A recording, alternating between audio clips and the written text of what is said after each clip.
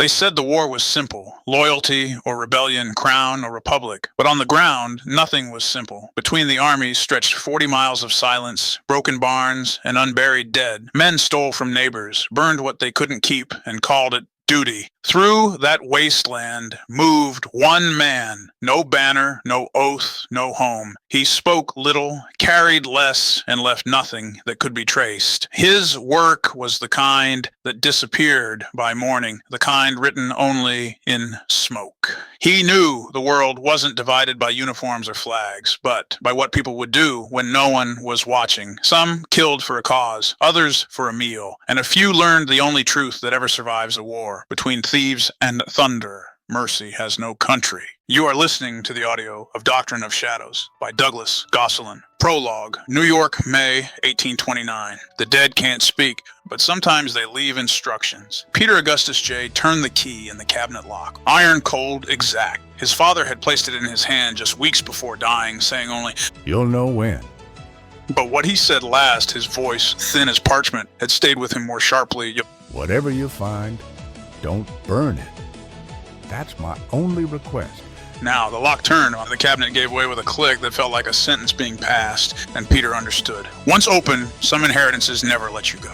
The study around him held its breath. The house was still. The kind of stillness that follows dignitaries' condolences and ceremonial truths, too polished to feel real. The orchard windows moaned in the wind. The bookshelves glinted with the weight of doctrine, but doctrine names the record. Truth is what's carried. Inside the cabinet, bundles of papers, sealed letters in a parcel wrapped in blackened oilcloth. The cord dry enough to crack when touched. Atop it, in his father's hand, to the one who looks beneath the record. No title, no seal, only motion. And as Peter sat, reading the first line, then the second, something stirred that did not belong to memory, but to inheritance. The record did not begin with names. It began with absence. And what followed was not a confession. It was a correction, margins crowded with a single name and written over and over. Mr. Smith, he read on. The ground between orders. Westchester County, 1777. The British held New York City. The Patriots held the North. Between them stretched 40 miles of farmsteads, pine forests, stone walls, and ruin. The neutral ground.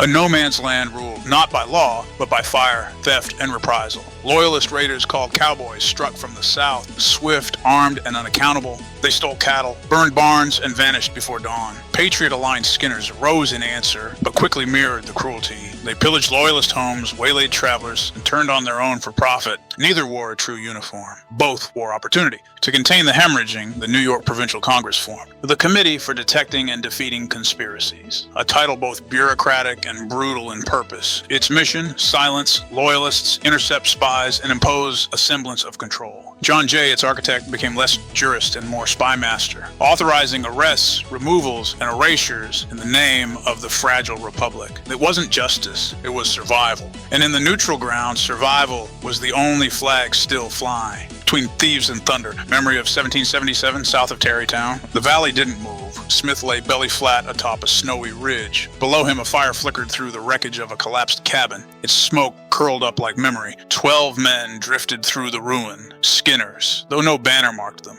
Their coats were patchwork of continental blue, shredded by months of ash and mud, stitched with fur, burlap, and blood. One tore sinew from meat above the coals. Another dragged a rifle behind him like a ray. A third relieved himself at the wall, casual, indifferent, as if the dead inside were no more than embers. Smith had seen worse. He had seen better. For nearly a year, he had moved beneath names, quiet, efficient, tethered to Jay's work at the margins. He asked no permission, he left no signature. But he remembered everything. Where others filed charges, Smith moved through farmhouses and fire lines. His reports were read in candlelight, folded twice, and burned. Then came the hooves, and 6 riders crested the ridge opposite, black against the moon. Cowboys, loyalist irregulars. Their carbines hung low, saddles glinting faintly in the firelight. They moved like men who'd survived by being faster than questions. Smith stilled. No breath, just eyes. One cowboy dismounted, hands slightly raised, not surrender, calculation. Some truths weren't worth spilling in the snow. He moved through the dark with practiced breaths. Words passed between the camps. Too far to hear, but the tone was clear. The fire popped. A Skinner laughed. Another raised his musket lazily. You lost. The cowboy didn't answer. The shot came clean. A Skinner fell, half his face gone. For half a second, there was silence. Then the hollow exploded.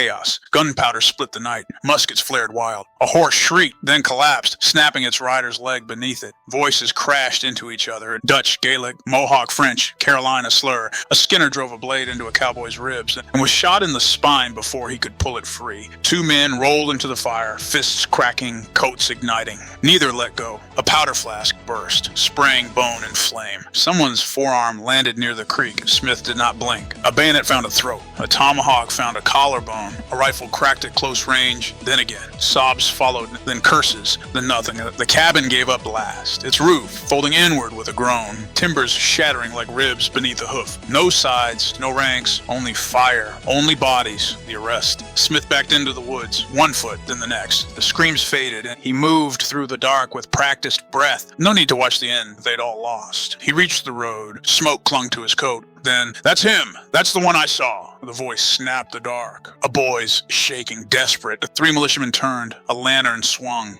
"He was at the cabin yesterday, I swear it." A musket jabbed Smith's side. Another hand gripped his shoulder. A constable stepped forward, face drawn and pale. "Take him." Iron circled his wrist. He didn't resist. Some truths weren't worth spilling in the snow. White Plains jail that night. The air inside the pen hung heavy with cold and the sour stink of confinement. A lantern swung from a nail, throwing long shadows over dirt and straw. 7 men sat chained along the wall. Smith sat among them, wrists bound, head lowered. A bruise marked his jaw. He hadn't spoken. Footsteps. The guards straightened. John Jay entered. No uniform, no entourage. Just a traveling coat, snow damp, and eyes that missed nothing.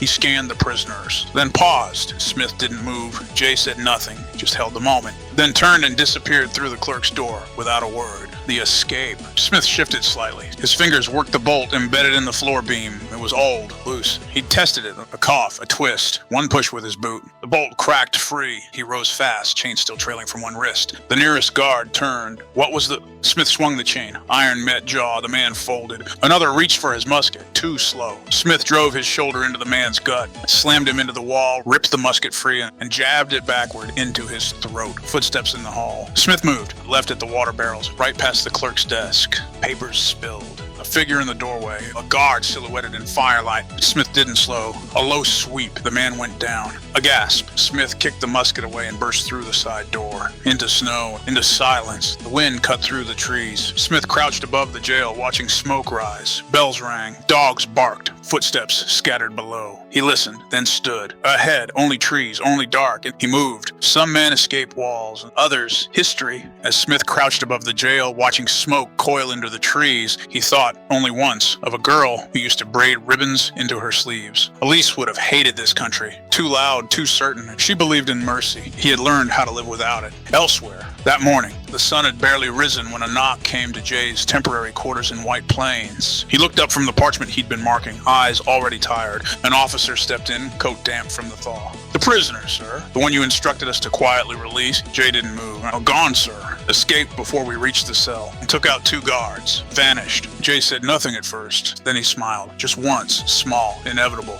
"That sounds like him," he said. He dipped his pen, crossed out the name on the page, and moved on to the next.